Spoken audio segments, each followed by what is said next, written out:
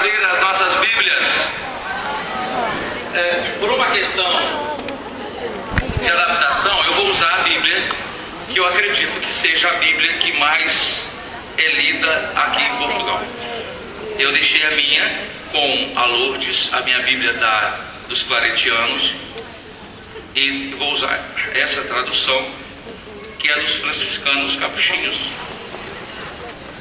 Não é isso? Isso, Difusora Bíblica. É uma editora? Sim, estou falando o nome deles, depois me dê um cachê. Estou fazendo propaganda. Queridos, vamos abrir as nossas Bíblias em João capítulo 4. João capítulo 4. Deixa eu cronometrar aqui.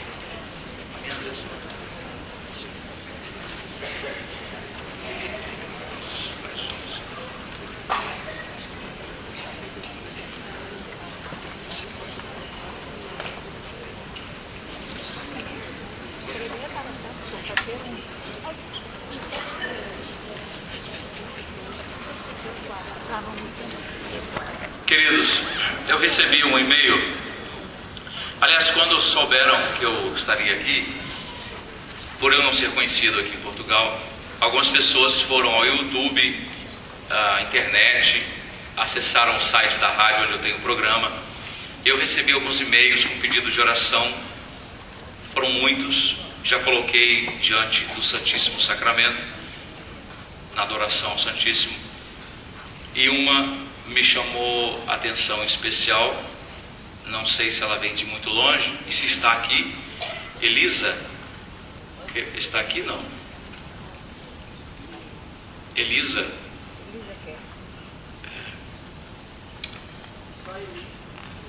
Não está. Sim, no e-mail ela dizia que tinha alguma dificuldade para chegar até aqui e que faria um esforço quase sobrenatural para estar aqui. E eu então respondi que eu abraçaria pessoalmente, porque muito me tocou o coração o seu sofrimento. Evangelho de São João capítulo 4 diz assim: quando Jesus soube que chegara aos ouvidos dos fariseus que ele conseguia mais discípulos e batizava mais do que João, embora não fosse o próprio Jesus a batizar, mas sim os seus discípulos, deixou a Judéia e voltou para a Galiléia. Tinha de atravessar a Samaria.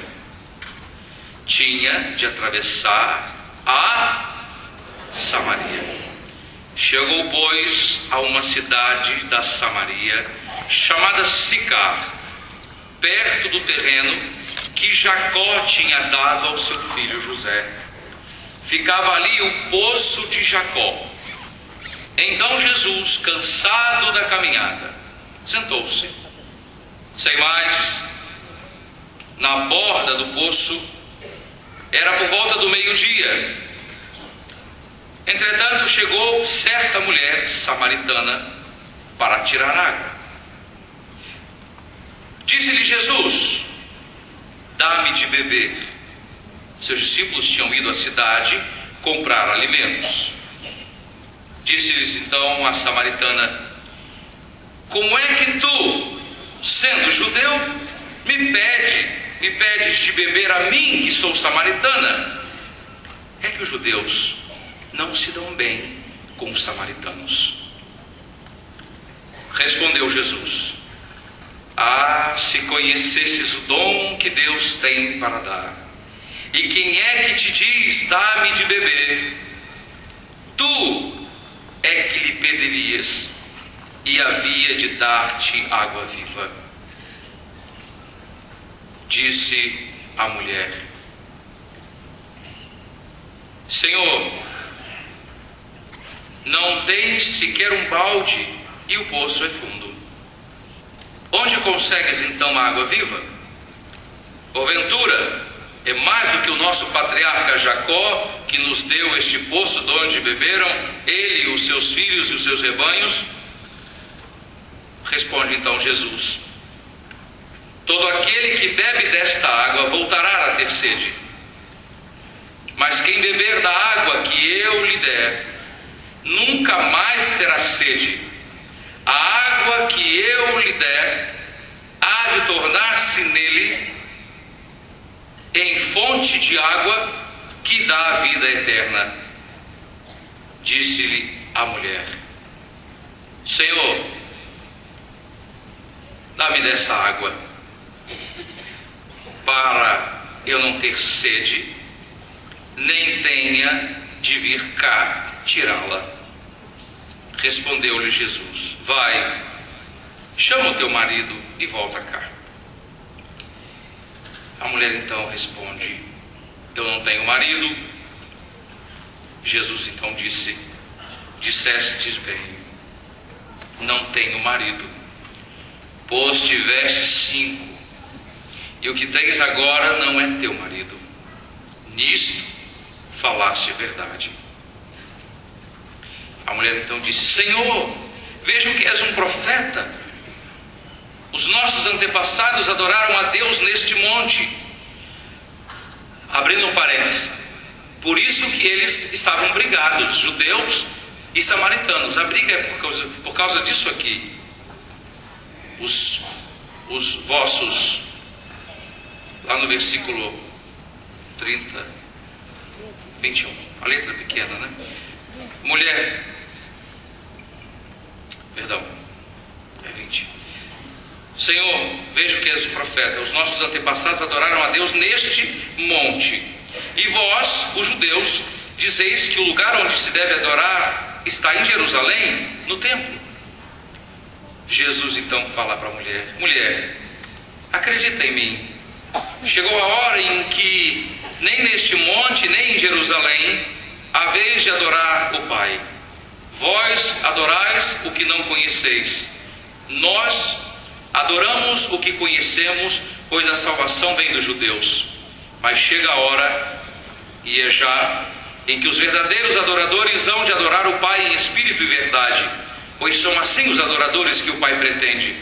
Deus é espírito, por isso os que o adoram devem adorá-lo em espírito e verdade. Disse-lhe a mulher: Eu sei que é o Messias, que é chamado Cristo, está por vir. Quando vier, há de fazer-nos saber todas as coisas. Jesus respondeu-lhe: Sou eu que estou a falar contigo. Palavra da salvação. Glória a vós, Senhor. Uma cena emblemática. Uma mulher que está num poço, pegando água. Ela não foi encontrar-se com Jesus. Ela não foi uma assembleia do renovamento carismático. Ela foi pegar água, porque na verdade a única forma, em algumas cidades do Brasil ainda assim vão nas roças, nas zonas rurais, os povos ainda vão até poços pegar água. E com aquela mulher não era diferente. Ela foi buscar água, mas Jesus passou por Samaria. Os discípulos foram comprar alimento, e ele então vê aquela mulher, e não vê apenas uma mulher, vê uma sedenta de Deus. Ele encontra-se com ela e diz: provoca, me dê água, tenho sede. A mulher vendo, porque a identificação era pelas roupas, pelas vestes. Jesus se vestia como um judeu e ela como uma samaritana. Havia uma distinção na vestimenta. Por isso, quando ela percebe Jesus sendo um judeu, diz: como você pode me pedir água sendo você um judeu? Sabe que a gente não se fala? Sabe que não temos boas relações? Jesus começa um discurso que mudou definitivamente sua vida. Ah, se você soubesse quem é que te pede água. Queridos, observem que não foi aquela mulher que foi atrás de Jesus. Foi Jesus quem foi atrás daquela mulher, como uma ovelha perdida.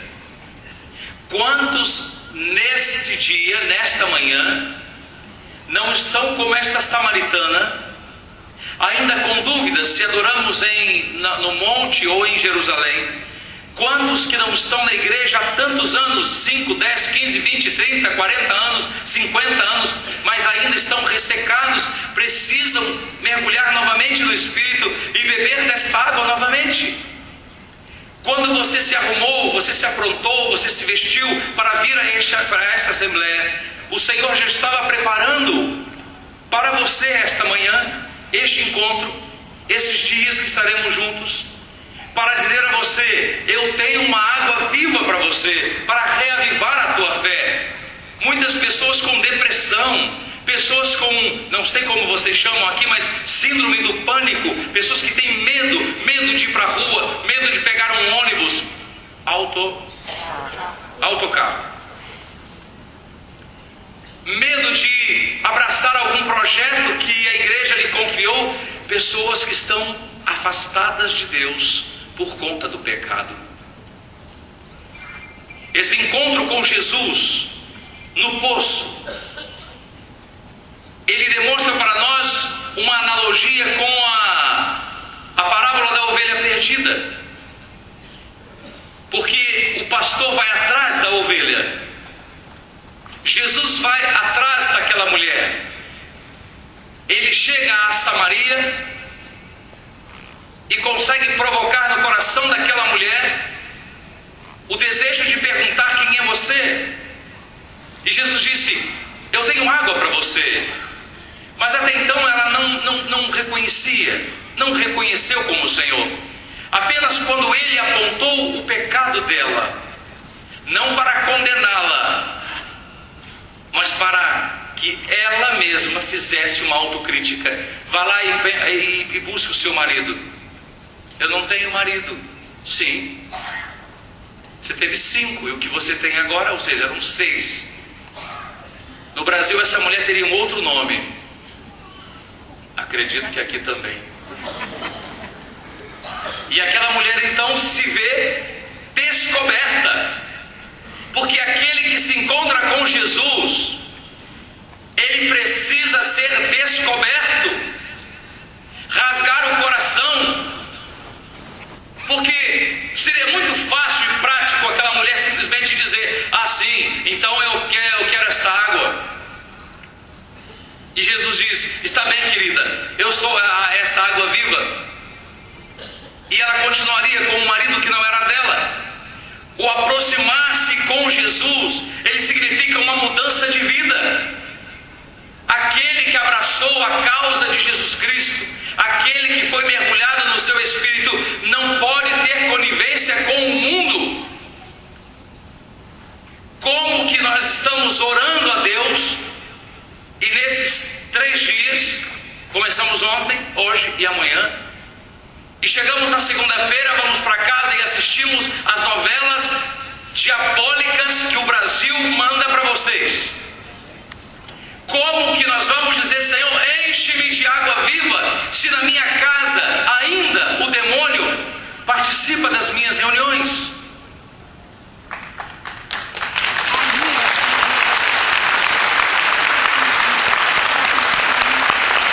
Queridos, o Senhor, ele não estava acusando a mulher, em momento algum. Se fosse uma acusação, Jesus diria: bom, pensando bem, retire o que eu falei. Mas por que, Senhor? Porque você tem 5 maridos. Já passaram 5 e o que você tem agora não é teu. Me desculpe, retire o que eu lhe disse sobre a água viva.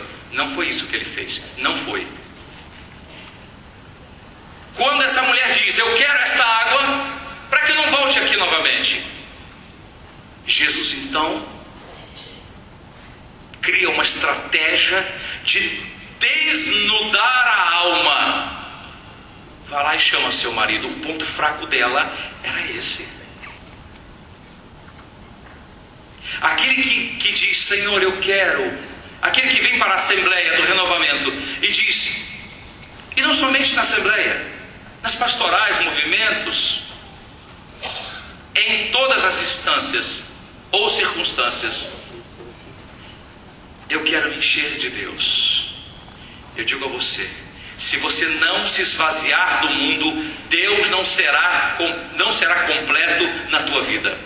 Porque a lógica e a física, elas me ensinam que, principalmente a física, que dois corpos não ocupam o mesmo espaço.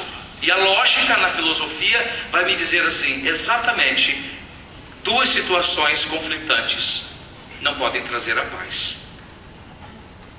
Se eu sou de Deus, eu preciso ser somente de Deus. Eu não posso ser um católico e ao mesmo tempo um espírita. Eu não posso ser um católico e ao mesmo tempo uma pessoa afastada de Deus que não tem vida de oração.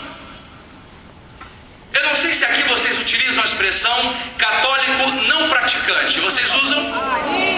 Existe isso aqui? Gente, eu não vou nem discutir isso. A minha profissão não me permite discutir isso.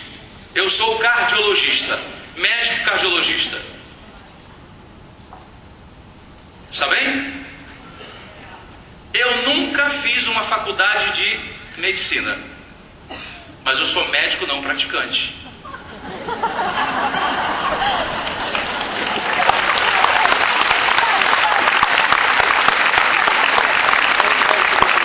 Não existe católico não praticante. Ou é católico ou não é.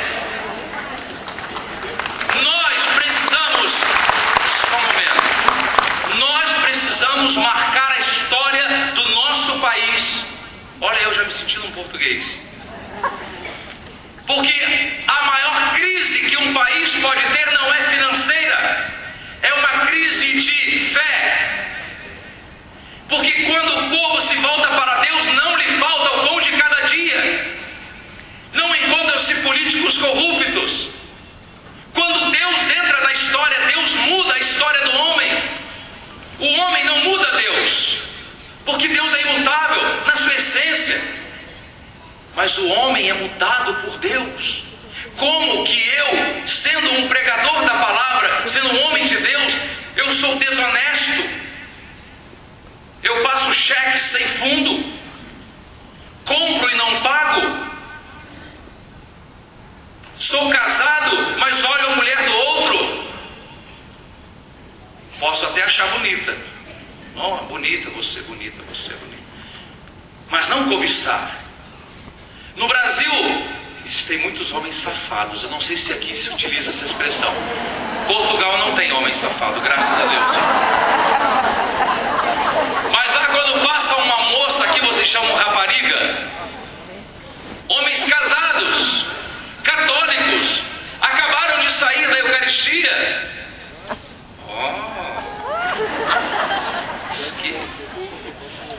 Lá chama-se chuchuzinho.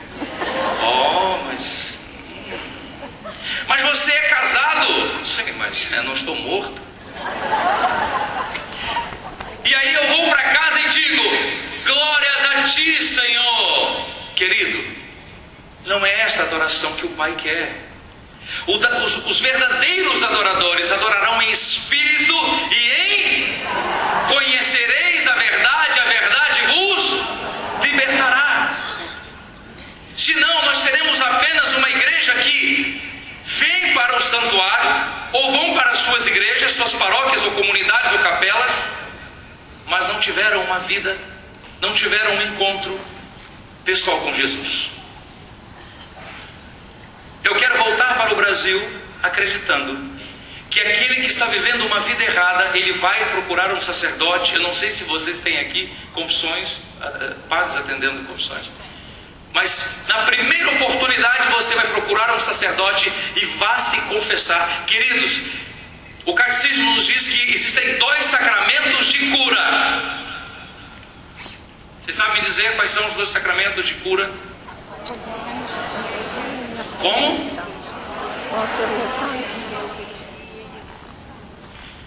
Alguns falaram Eucaristia. Não. O catecismo católico diz que é unção dos enfermos e confissão. A confissão é rasgar o coração. Porque, humanamente falando, é uma humilhação você ter que contar as suas mazelas para um homem como você. Mas naquele momento não é o padre, ele é apenas o canal. Ah, mas eu não vou contar isso para o padre, Deus me livre. Não, ainda mais que eu tenho uma imagem de santo dentro da igreja. Procure um outro padre. Lá no Brasil nós temos conventos que os padres não veem nosso rosto. Então na nossa paróquia a gente confessa assim: padre, eu tenho um pecado. Sim, eu fiquei chateado com a coordenadora da catequese. Mas está bem. Aí tem pecados que eu não posso contar para o padre da minha paróquia porque ele vai ficar escandalizado. Agora eu vou lá no convento onde os freis ficam enclausurados e eu digo a meia luz para que eles não me vejam: eu estou adulterando. Sim, ainda que seja assim, não se pode ser um católico Raimundo. Sabe o que é um católico Raimundo?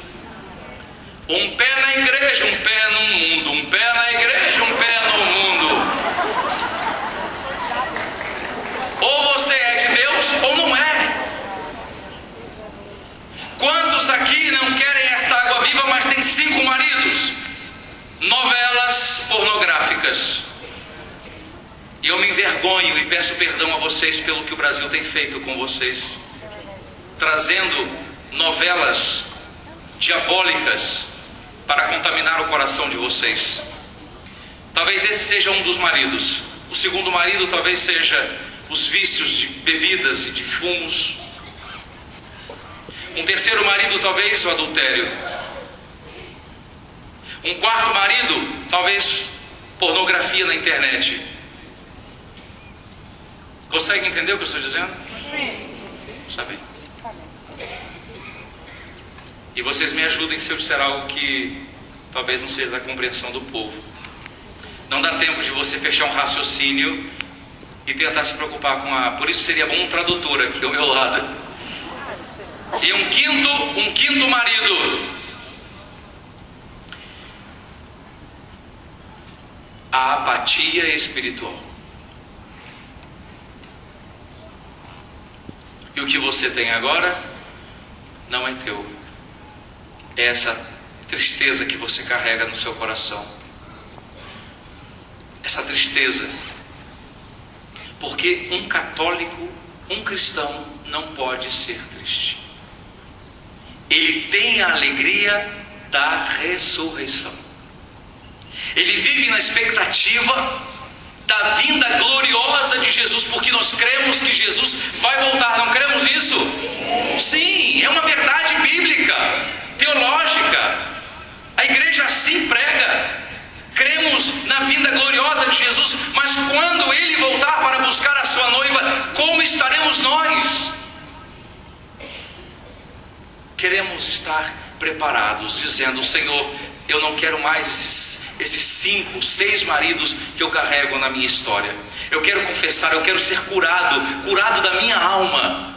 Nós já tivemos no Brasil testemunho de pessoas que foram curadas fisicamente depois de receberem o sacramento da penitência, da confissão. Pessoas curadas, passaram por várias orações. É o católico 6 horas. 6 oram por mim, 6 oram por mim. Ela vai num grupo de oração e oram por ela: Senhor, sara, cura. Senhor, cura. Vai no outro grupo: Senhor, cura. E não era curada. Foi na confissão. O padre nem era carismático. E as pessoas gostam muito de rotular isso. Ah, o padre eu gosto quando é carismático, porque ele vem virando cambalhota, pula, vira. Eu gosto mais da missa carismática, porque ela é, nossa, é sensacional. O carismático é Jesus Cristo. Ele está em todas as igrejas. Todas as missas são missas de cura, porque o curador, o médico dos médicos, está em todas as missas. Independe se o padre é carismático ou não, se o bispo é carismático ou não. Jesus não depende de ninguém para ser quem Ele é. E se Ele quer abençoar a tua vida, Ele vai fazê-lo. E se de alguma forma hoje, durante essa colocação, você sente no seu coração o desejo de uma aproximação, de uma proximidade com Deus, faça, não perca tempo.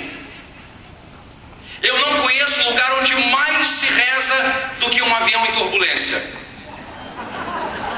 Certa vez eu uso gravata, sempre. No Brasil também uso gravata. Gravata, assim que se chamam, né? Inclusive aquele senhor, gostei muito da sua gravata, o senhor aí. O senhor, gostei da sua gravata, muito bonita, gostei. É igual a minha, por isso. Combinamos. Se estivéssemos cada um de um lado, seríamos o segurança do senhor bispo.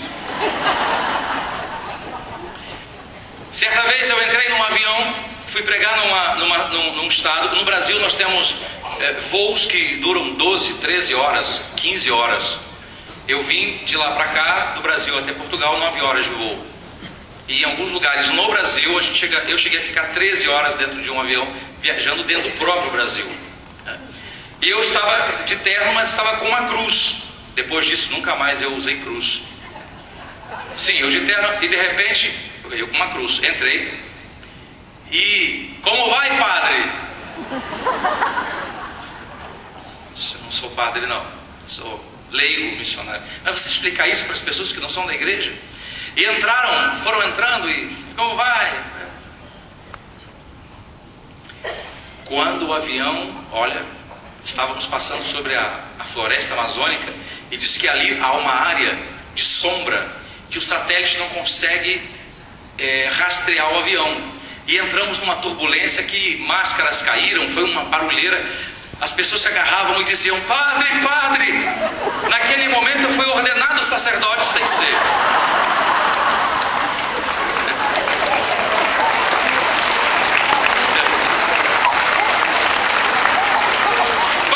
Padre, nos ajuda, queremos morrer. E eu quase dizendo: eu também não quero.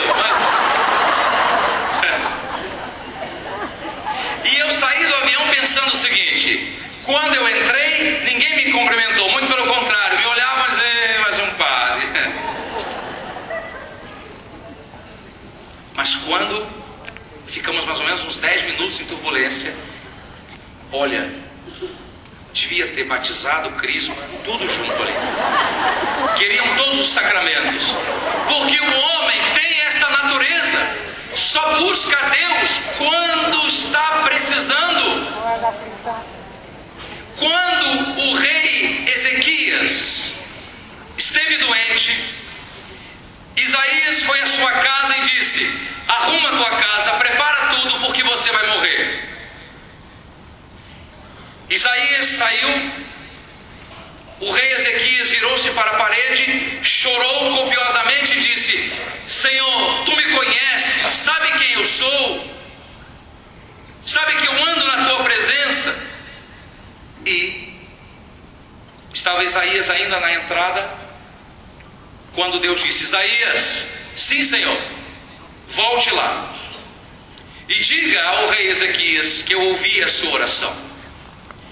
Não vais morrer, lhe darei ainda 15 anos e vitória sobre a Síria. O que eu estou dizendo com isso? Deus escuta a nossa oração quando temos comunhão com Ele. Precisamos ter intimidade com Deus. Você acredita que tem católicos que não têm momento de vida de oração íntima com Deus? Aqui em Portugal não tem isso, graças a Deus.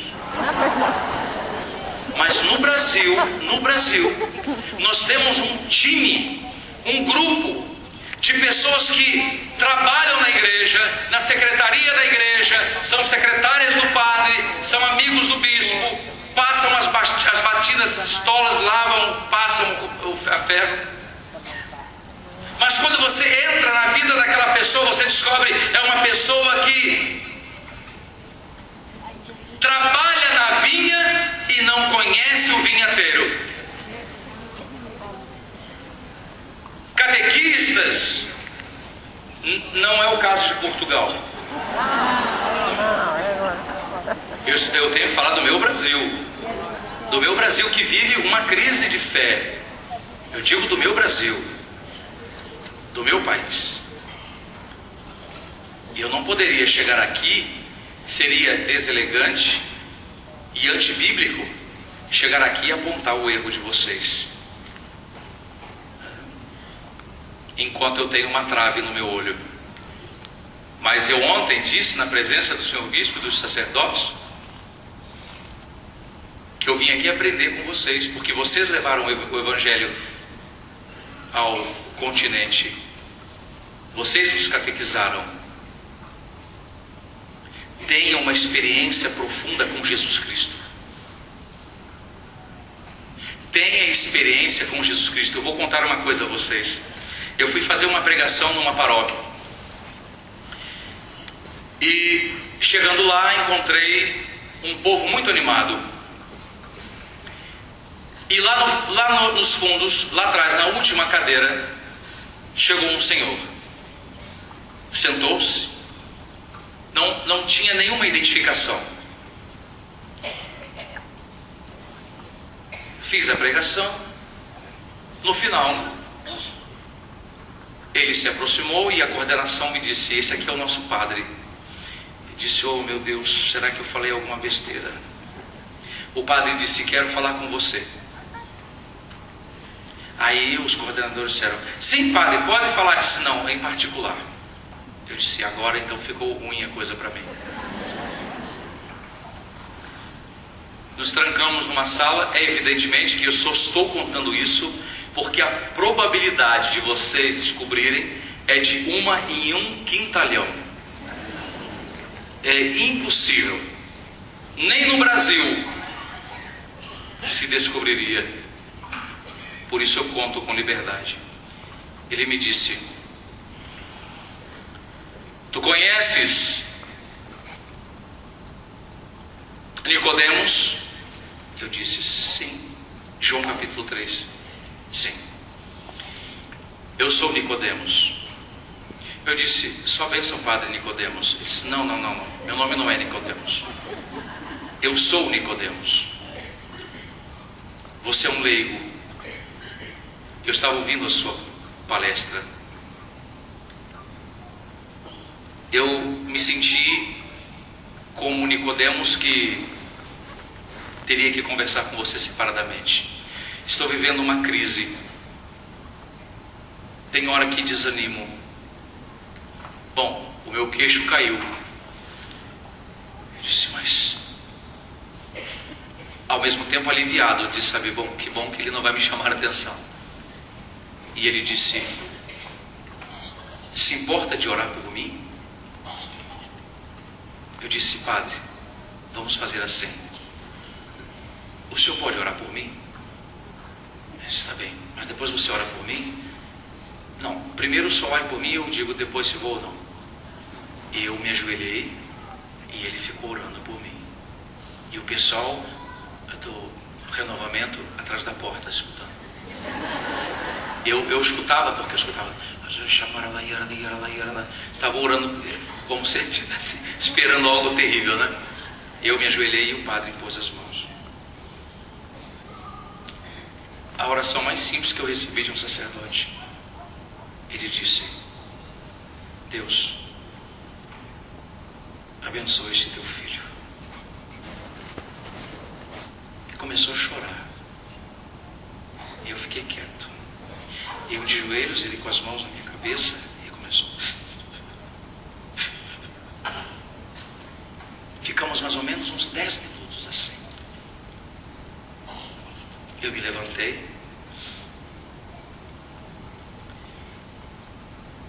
E disse: padre, precisa ainda que eu ore pelo senhor? Ele disse: não precisa mais. O cano que estava enferrujado, que estava entupido, desentupiu. A melhor maneira de você, não sei se consegue compreender, desentupir um cano que está entupido. Força a água, até que aquela sujeira saia e a água limpa continua circulando livremente pelo cano. O nosso coração às vezes fica assim. Se eu orasse por ele seria uma oração, claro. Mas quando eu Graças a Deus que Deus me deu sabedoria naquele momento para dizer: não, ore por mim primeiro. Sabia que exercendo o ministério dele com todo o carinho, porque eu disse: só oro por ti quando tu orares por mim. Ele tinha ali um interesse, então ele forçou para orar, para falar com Deus. Graças a Deus esse homem se tornou um grande amigo, já um sacerdote já, de cabelo branco. E todas as vezes que eu vou na paróquia dele, ele faz questão de preparar comida, que é sempre uma reunião em particular para conversarmos. Mas eu nunca orei por ele. Ele sempre ora por mim. O cano desentupiu. Glória a Deus.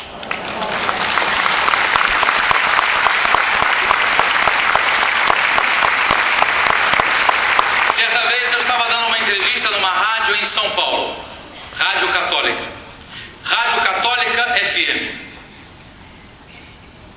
E daí o entrevistador disse que eu estava na cidade, em Avaré, é uma cidadezinha de São Paulo, a capital de São Paulo. E daí na entrevista na rádio: bom, estamos aqui com o missionário Marcelo Souza, que veio trazer aqui uma palestra para a nossa cidade.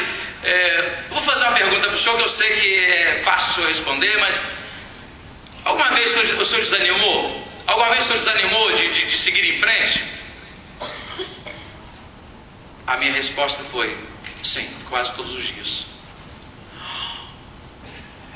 Ele ficou sem palavras. Fez sinal para subir a música. Suba a música, suba a música. Porque o radialista, quando ele não sabe o que fala, diz assim: música, vamos cantar. Ele disse: mas como? Eu disse a resposta quando acabar a música. Acabou a música, ele disse: bom, voltamos à música, estamos aqui na Rádio Católica FM e o missionário Marcelo Souza está aqui conosco. Eu fiz uma pergunta antes da música, e se ele alguma vez se desanimou. Ele disse que quase todo dia. Explique. Eu disse para ele: aquele que se julga super-herói da fé é um fracassado. Aquele que está de pé e não vigia, ele cai. Por isso todos os dias eu tenho um pontinho de vontade de desistir, porque a única forma de eu me humilhar e me aproximar de Deus. Eu disse: ah, sim. Então eu vou lhe dizer uma coisa, eu também. Qual é a árvore sobre a face da terra que nunca foi balançada com a força do vento? Quantas pessoas aqui não estão com vontade de desanimar? Quantos já não desanimaram, vieram para esta assembleia dizendo: é a minha última chance, não quero mais saber de igreja, não quero mais saber do grupo de oração, não quero mais saber do renovamento carismático? Queridos, a nossa fé, ela passa pela prova do tempo. A nossa maior dificuldade é o tempo. Veja se não somos escravos. Eu já estou aqui pensando, daqui a pouco vem um aviso, acabou a pregação, porque logo em seguida vem a oração mariana e depois vem o almoço. Nós estamos presos ao tempo. E com a fé, olha, no Brasil, ok, é um padre brasileiro. No Brasil, quando a gente tosse, alguém já traz uma água. É brasileiro mesmo, né? É brasileiro. Que cidade do Nordeste que é o senhor? Picos. Obrigado, padre.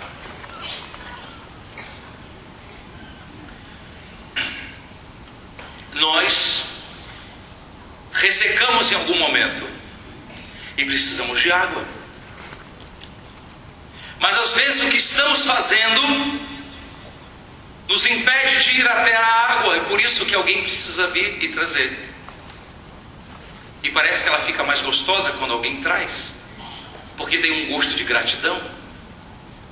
Eu trago para vocês, não trago um novo evangelho. O que eu estou dizendo para vocês não é nenhuma novidade, mas talvez o meu sotaque, a minha língua, impressione mais a vocês e diga: olha, de fato, tudo isso que eu falei, os padres, os bispos já disseram para vocês.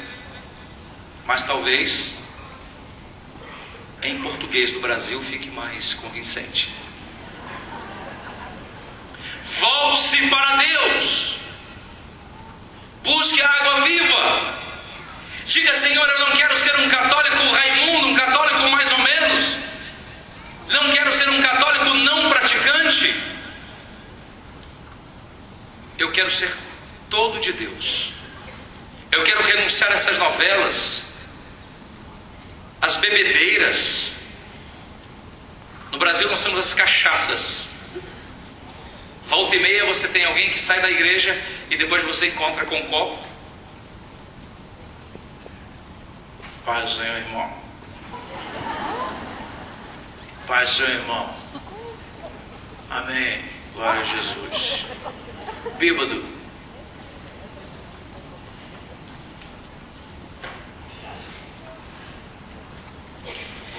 O padre facilitou 50% da minha vida, né?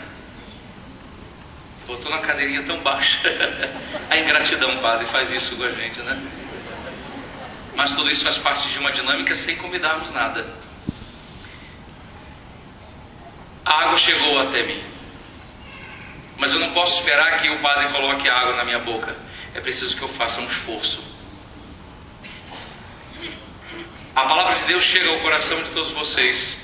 Mas é preciso que haja um esforço de vocês para que esse cano, ele desentupa, ele seja limpo e a água volte a circular. Porque tem muita gente... Bom, a senhora quer aplaudir, aplauda então. Para que você não fique sem graça. E eu bebo uma água. Faltam 5 minutos. A plaquinha já chegou.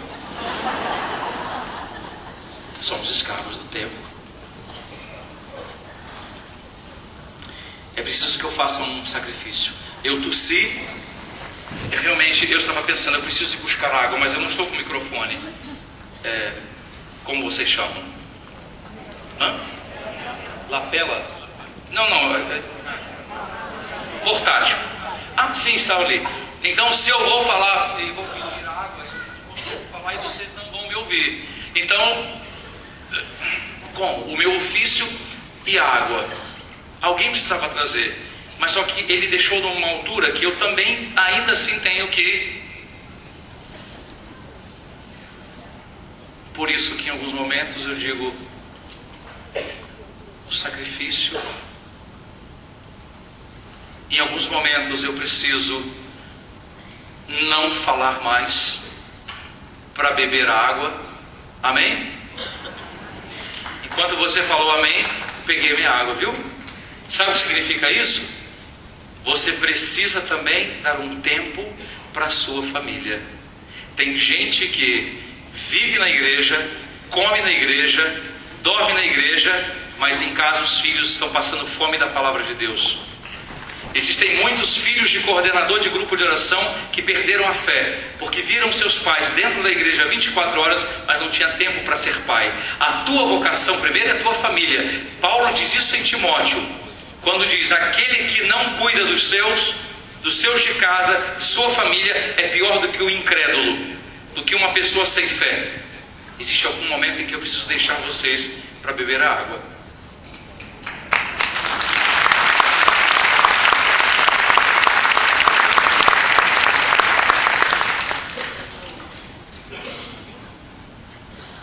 Na minha segunda colocação, o segundo ensinamento, segunda palestra, segunda pregação, eu estou dando várias versões para que não haja dúvida. Eu vou falar um pouco sobre a família, sobre a água viva nas nossas casas. Quem aqui gostaria de levar água viva para casa? Oh, eu também. Então, à tarde, nessa mesma passagem, eu vou abrir uma porta de interpretação, uma chave bíblica para falar de família. Eu preciso falar porque eu sei que muitas pessoas aqui foram se ressecando porque viram que estão rezando, mas não vê a família se converter. Isso vai desanimando a gente, vai entristecendo a gente. Tem mãe que vai para a igreja e ela só sabe fazer uma coisa: Senhor, cuida da minha casa. Senhor, cuida da minha família. Senhor, sara os meus filhos, o meu marido. Eu já posso adiantar a você, isso é só uma prévia do que eu vou falar à tarde. Deus não coloca soldados fracos, covardes, à frente de batalha. Se Deus colocou você numa família problemática, porque Ele sabe que você vai vencer a guerra e você vai levar a sua família para Deus.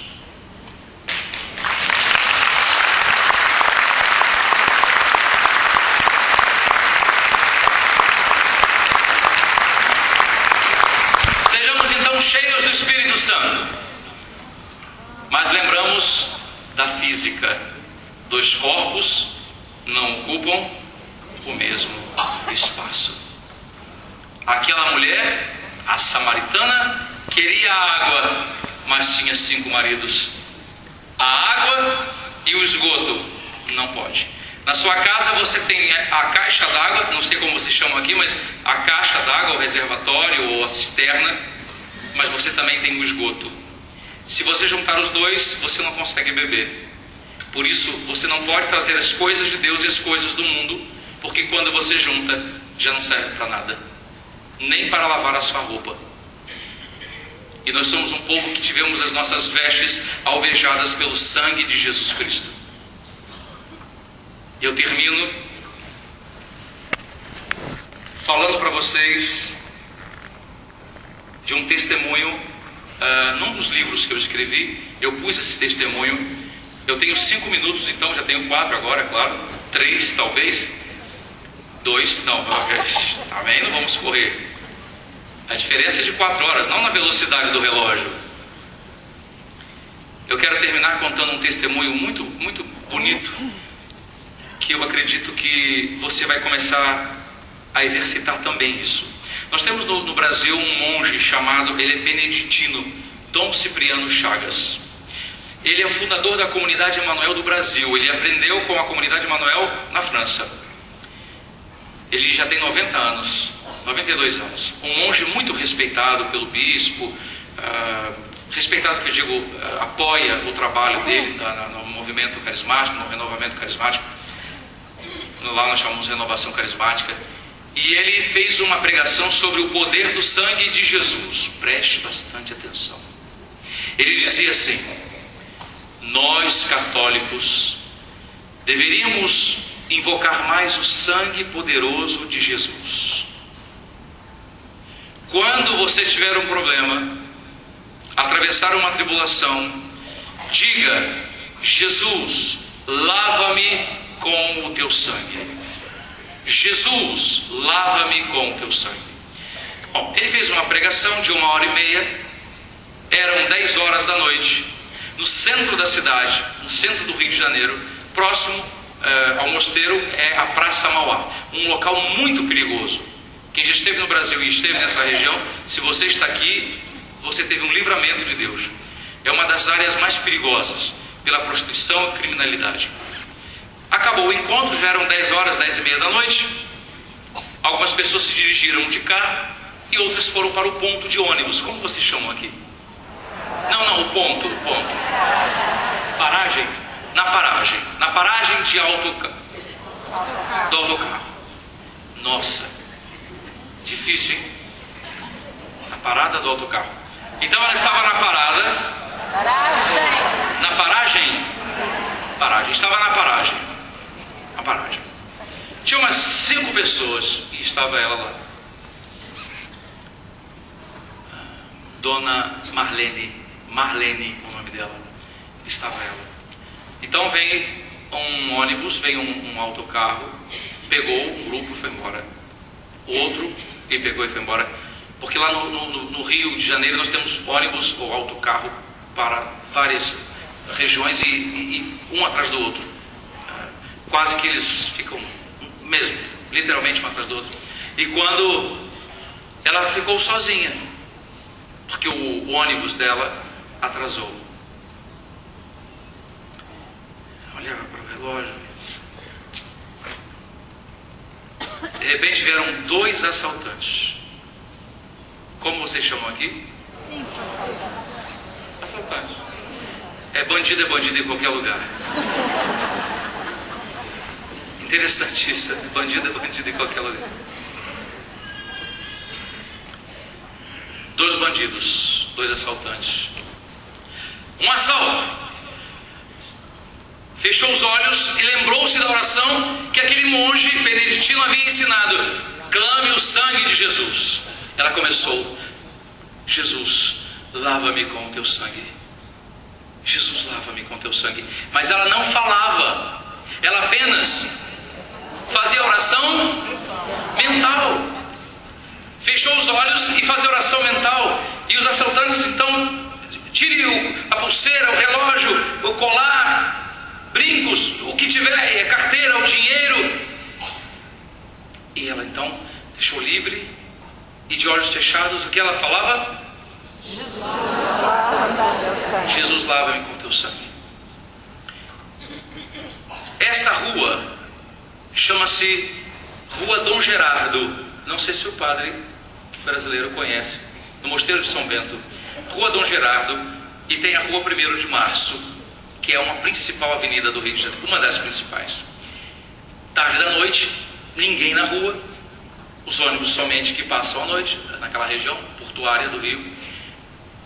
Um carro, um automóvel, vinha na direção do mosteiro. Deixa eu ver se eu consigo me explicar. Aqui é a avenida onde estava o carro. Aqui um muro do mosteiro e o carro fazia aqui a volta para passar exatamente onde essa senhora estava, Dona Marlene. Quando, você sabe, o farol do carro, a luz do carro, o farol. Como é o nome aqui? Está correto. A próxima palestra fica aqui ao meu lado para dizer se está correto, se está certo, é assim mesmo. Ou um ponto eletrônico.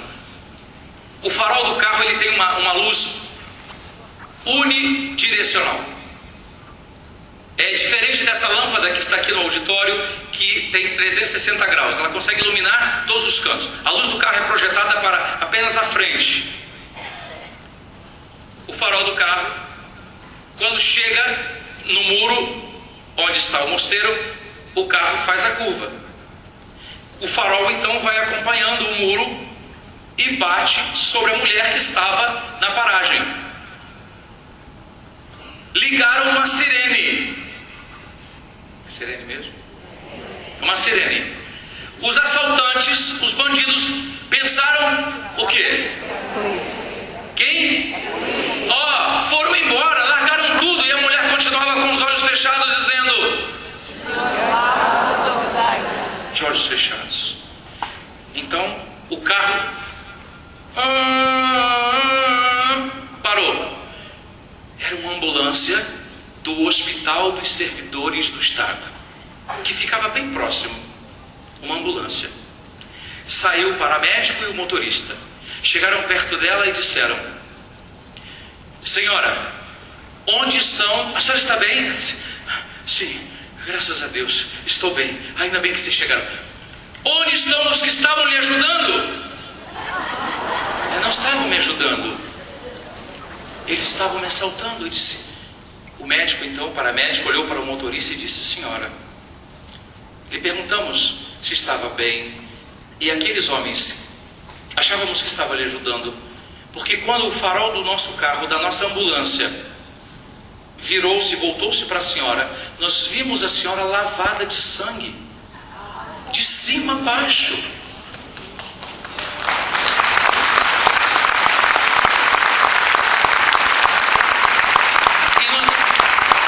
E eu então disse para o motorista: ligue a sirene, aquela senhora pode ter sido atropelada por um carro e aqueles homens estão tentando salvá-la. Pare a ambulância. Senhora, nós vimos a senhora lavada de sangue e nós vimos agora que não tem. Onde está o sangue? Ela disse: o sangue que vocês viram era o sangue poderoso de Jesus.